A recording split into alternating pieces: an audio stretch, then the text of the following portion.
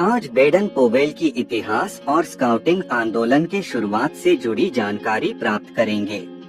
Scouting guiding का इतिहास।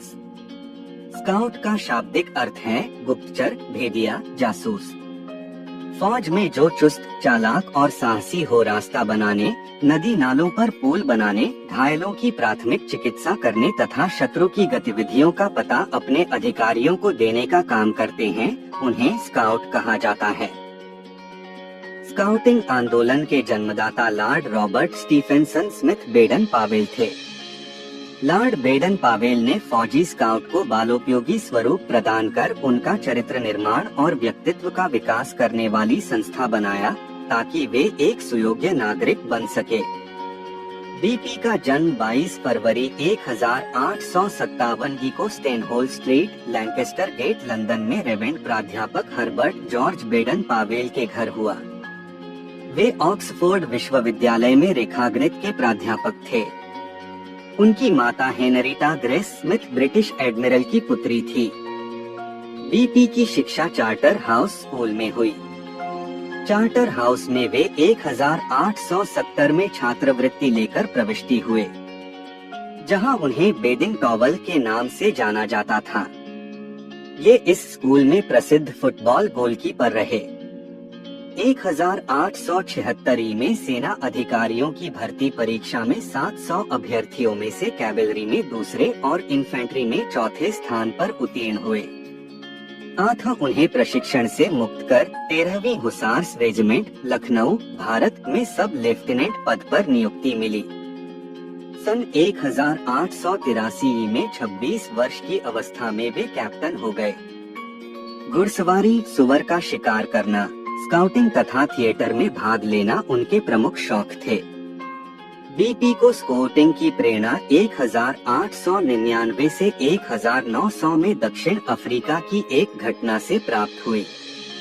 दक्षिण अफ्रीका में मैफ्किंग नाम का एक कस्बा था, जहां 1500 गोरे और 8000 स्थानीय लोग रहते थे। हॉलैंड निवासी डच लोग, जिन्हें बोआर के नाम से पुकारा जाता था, इस कस्बे को अपने अधीन लेना चाहता था। Who holds Mafeking, hold the reins of South Africa की कहावत वहाँ प्रचलित थी। बोरो की 9000 सेना ने मैफ्किंग को घेर लिया।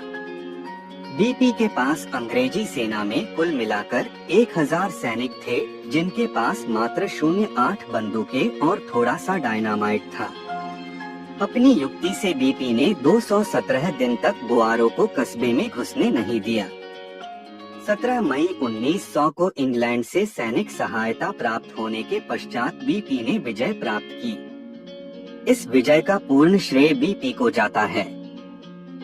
इस विजय की एक प्रमुख घटना यह रही थी कि बीपी के स्टाफ ऑफिसर एडवर्ड सिसिल ने मैफ्किंग के 9 वर्ष से अधिक उम्र के लड़कों को इकट्ठा कर एक कैडेट कॉर्प्स या बाल सेना तैयार की, जिन्हें प्रशिक्षित कर और वर्दी पहनाकर संदेश वाहक, अर्दली, प्राथमिक चिकित्सा इत्यादि कार्यों में लगा दिए तथा उनके स्थान पर लगे सैनिकों को सीमा पर लड़ने के लिए मुक्त कर दिया। गुडईयर नामक सार्जेंट मेजर के नेतृत्व में इन लड़कों का कार्य अद्वितीय रहा। लॉर्ड सिसिल के इस प्रयोग ने बीपी को प्रभावित किया। इस घटना से प्रेरित होकर उन्होंने एड्स टू स्काउटिंग नामक पुस्तक लिखी। इस पुस्तक से प्रभावित होकर मिस स्मिथ ने बीपी से लड़कों के लिए स्काउटिंग की एक योजना बनाने का आग्रह किया। परिणाम स्वरूप 1907 में इंग्लिश चैनल में पुल हार्बर के निकट ब्राउनसी द्वीप में 29 जुलाई से 9 अगस्त तक समाज के विभिन्न वर्गों के 20 लड़कों का प्रथम स्काउट शिविर स्वयं बीपी ने आयोजित किया। इस प्रयोगात्मक शिविर के अनुभवों को उन्होंने स्काउटिंग फॉर बॉयज नामक अपनी प्रसिद्ध पुस्तक में लिपिबद्ध कर दिया। इस पुस्तक के 26वें कथानक बीपी द्वारा शिविर तथा कैंप फायर में कही गई बातें तथा कहानियां हैं, जिन्हें छपाक्षिक संस्करणों में जनवरी 1908 से अप्रैल 1908 तक प्रकाशित किया गया। इस तरह स्काउटिंग आंदोलन की शुरुआत हुई। 8 जनवरी 1941 को केन्या में लंबी बीमारी के बाद 83 वर्ष 10 माह 17 दिन का शानदार जीवन जीकर बीपी स्वर्गवासी हुए। माउंट केन्या में उन्हें दफनाया